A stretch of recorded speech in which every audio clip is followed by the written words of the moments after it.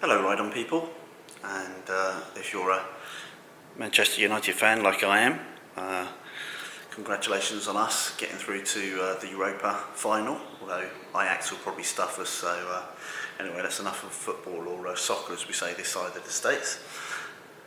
Anyway, panniers for the GS Adventure. I finally made a decision, and quite literally half the cost of the BMW Touratech equivalents. I went with Brooks. There's a few videos out on YouTube on Brooks Panniers. Check them out, and some of them are quite good in terms of showing you water tests and putting them on and off the bike and all that kind of stuff. So I'll leave those for you to watch separately, and I'll just give you a quick update on my particular ones. First of all, they arrive in a box that looks like this.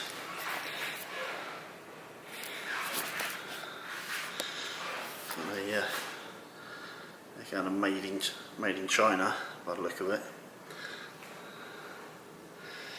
So if you're not keen on things not made in America, like I wasn't made in America for instance, it's probably not for you, but in terms of saving money, it's pretty good.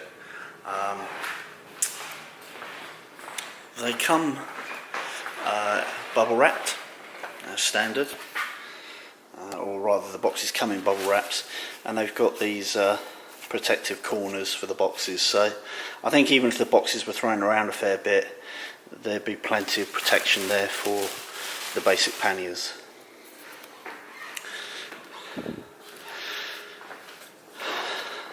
Panniers look like this. Sorry for my messy kitchen. I'm doing a bit of work at the moment, but that's the left hand one, the full one, and this is the right hand one showing the cutout for the exhaust canister. And I've looked them over, and they do look pretty good quality, I have to say. In the main, immediate first impressions are very good. I like these sturdy clamps, so you can bungee stuff to the top of these.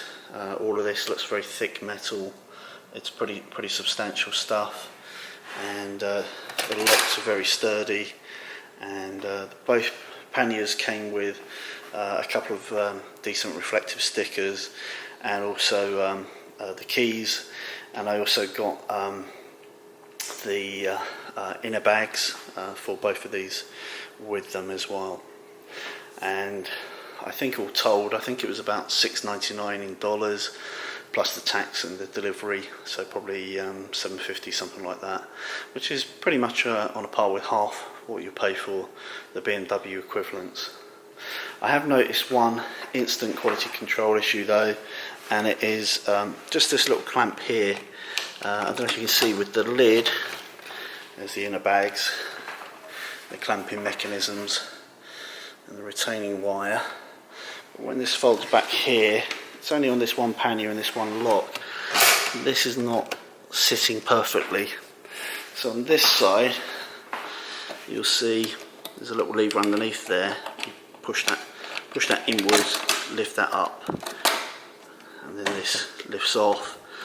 That sits in that furrow pretty well, and then the lock clamps down like that. On this side, you can see it's just not sat perfectly. Hopefully you can see that on the camera. It's just not sat in that little groove there. So I'm just going to get an Allen key out and just adjust that. It's not a big problem, I don't think, but just something I noticed. I found I couldn't actually adjust that bracket on the Pannier, but when I came to fit it on the bike, I found it actually just didn't matter. I think being totally brand new, everything's a little bit stiff, including the kind of the locks and the catches and the fittings when you fit them to the bike. But I think with a bit of wear and tear, they'll nip up nice and snugly. But I thought they'd use like kind of small Allen key nuts, but in actual fact it's kind of just riveted, so there's no adjustment that I could make, but in actual fact, in practice it seems okay. Okay, so here we have inside the pannier, and it comes with 4 keys, all the same for the locks, and each pannier comes with a set of reflectors. All of this around here is all beaded, so it's all got a silicone seal, and you've got your cable there to keep the lid on. When you undo this white bolt and this grey wheel on both sides, you can then fit the pannier. I don't know how much of the camera will pick up this in this low light, but the front edges to both the pannier mounts are quite a tight fit, and they're actually at a little bit of an angle there, you can see. And it's the same on both sides, and the rear ones are more of a simple slide on. So you have to use a bit of force to just push them down into situ, but they do feel very solid once they're. The other side of those that grey wheel are these locks here, and I just turn them vertically on both, so we've got clamps at the bottom pointing downwards, and you've got these locks at the top pointing vertically just to lock them in place. And removal is the same, basically. You undo that grey wheel and the white nut inside the pannier, and then these drop down, and then when they drop down you can just lift the panniers off.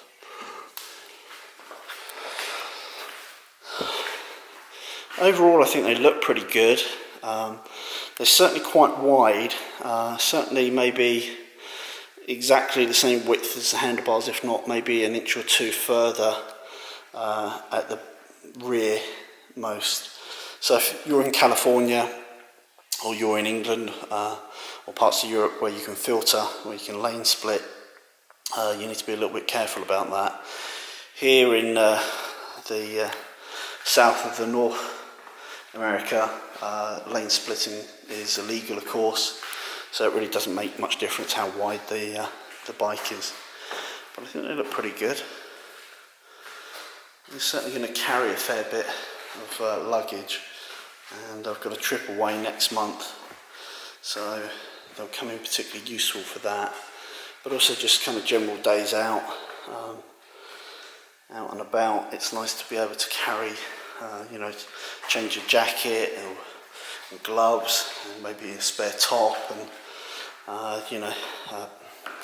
tyre repair kit, a couple of locks. Those kind of practical things are made so much easier when you've got a set of hard luggage that's lockable. And I think for the price, as I mentioned, I think they were $6.99 plus the taxes. It's a bit of a bargain, especially as they come with the locks, which are usually expensive add-ons for Touratech and BMW, and have the inner bags as well. So what to do now?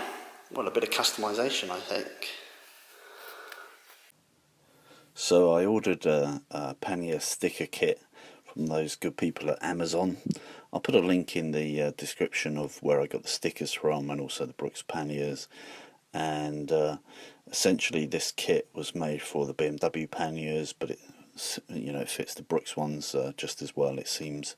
And the technique is you can apply it with some water to kind of move it around, and use a squeegee to push the water and air bubbles out of the stickers, or as I did, just make sure the panniers are clean, and obviously it's a good time if they're brand new, and then just use some masking tape, some blue tape to mask up the stickers, pull back the edge, cut about 10% off, stick that 10% down, and then you should be good in terms of having the graphics square on your pannier. And overall the design came out really well. I really like this world design. It's the biggest used adventure bike in the world for travelling around the world, and so I like this big kind of global graphic and the big bold adventure, as well as the R1200 and GSA stickers as well. And I think overall it looks good, and rather than black panniers on a totally murdered out black bike, I think the silver breaks it up a bit, and I like the chevrons down the side as well, and they're very, very reflective at night. So overall, very pleased with the way the sticker kit came out. So we basically continued on to Blairsville. It was our destination for our ride. It was a little bit wet in places, but we managed to not get wet. Personally, the weather protection on the GSA is very good, and that helped in the spits and spots. One place we stopped off at, there was a lady riding this new KTM 390, which is quite an exciting little single cylinder bike. Lots of high tech gizmos on it in terms of spec, and it really doesn't have any competition at present in terms of that CC with that kind of spec. I think it's a really good handling, lightweight bike that is pretty quick for a small bike, and she said it was very smooth, and she really liked the bike and thought it was fast. And she's somebody that actually races bikes in her spare time, and is more used to a racing shift, which is up into first and down for the following gears. But she said it was really good and would be great for both a beginner, but also an experienced person wouldn't get bored with it. And I just saw that and thought it was interesting. So we moved on to our destination, Blairsville. It was a mixture of blue skies and sunshine and clouds and threatening rain. And we decided to have lunch at a place called the Hole in the Wall. Had a bit of a pork chop there, and also a little bit of pie for afters. And the pie was pretty good dessert, and the place was kind of fairly average. Very, very good reviews, but I'd kind of give it about 7 out of 10. I'd certainly go back and eat there, but nothing really to write home about. When we were leaving, we saw this poster which really made me laugh. I like that a lot. Certainly some of the millennials think the world owes them a living these days, so that just made me chuckle a bit. And of course, outside we started looking at the Panniers again, comparing my new Brooks Panniers with Jerry's BMW Panniers, and playing with the features of them, and looking more in detail at the detailed locks of the Brooks, which are all metal and fairly sturdy and feel like they're locked even when they're not, which is a nice little touch. And the BMW ones, which are perhaps slightly easier to use and fit slightly better, but are also quite plasticky in places as well. Anyway, here's a kind of pros and cons off the cuff. Okay, so Jerry and I have ridden up to Blairsville in North Georgia, and we just had some lunch at the Hole in the Wall restaurant. It was pretty nice, and we've been dodging the rain showers and stuff, but it's all gone well. And now we're just comparing our Panniers. So here's my Panniers that turned up yesterday, and I put this World graphics kit on it, which I think works pretty well. Looks pretty nice. And the things that I think are slightly substandard compared with the BMW Panniers is this is one thing. You can see here that when you put these on the hinges, they don't really stand upright very well. I've kind of got to put it to this second slot here for it to stand on its own accord. And when you look on the BMW ones here, on this side you've got nice sturdy catchments, so this actually opens up a nice through 90 degrees, and this feels very sturdy, so I like that more on the BMW. It's good. Also, in terms of attachment to the bike, this is a very simple system with the 2 wheels and the lock nut. You just do it hand tight. It's very easy to take them on and off, but again, I think the BMW system is a little bit better. When we look at Jerry's bike, you see on this side, we can see it's a single lock rather than two wheels, and you just pull that lock and then the whole pannier just falls off. So I think those things are better on the BMW. I think that's the pros for the BMW. The things I do like about the Brooks versions are the aluminum is thicker. It's definitely a little bit heavier, so that's a negative, but on the plus side they are sturdy, and they do feel like they'll be a little bit better perhaps in a low speed drop, if you drop it at a standstill or something. And also the shape of the box I quite like.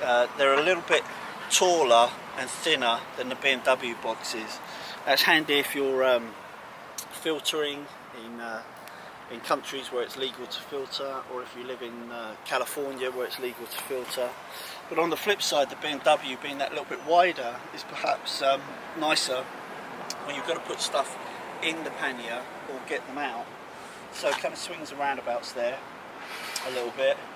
I think this seal is pretty similar on both of the bikes. This seal is very waterproof, very simple. One thing I do like about the Brooks Pannier is everything is silicone sealed inside. It's a nice little touch there, and they've gone to some effort there. Additionally, in the top case here, this crease here is an actual crease, whereas on the BMW it's actually welded.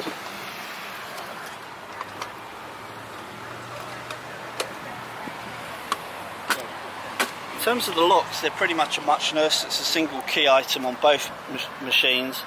One little thing I do like about this is that to the casual thief who goes to try to open this, it appears to be locked even when it isn't, because there's a little button recessed under there, and you press that button and then the lock will flip up and the claw lock will disengage.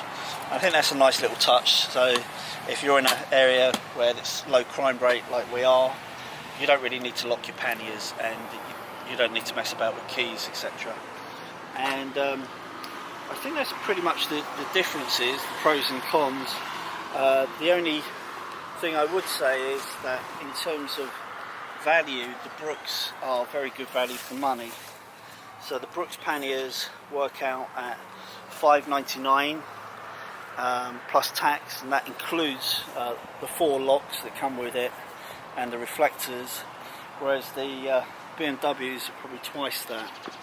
So for a grand total of I think it was $714, I managed to get both panniers, 2 inner bags, the 4 locks and the reflectors and the reflector kit, all including packaging and handling and postage. So quite a good value for money statement. So the bottom line in summarising it, I would say that the BMW stroke Touratech panniers are slightly better design and overall, but I do think the Brooks are just as well made in the main, and for the price it's pretty obvious that they're a winner in terms of value for money. So in a bit of a comedy moment, Jerry, No, don't say that.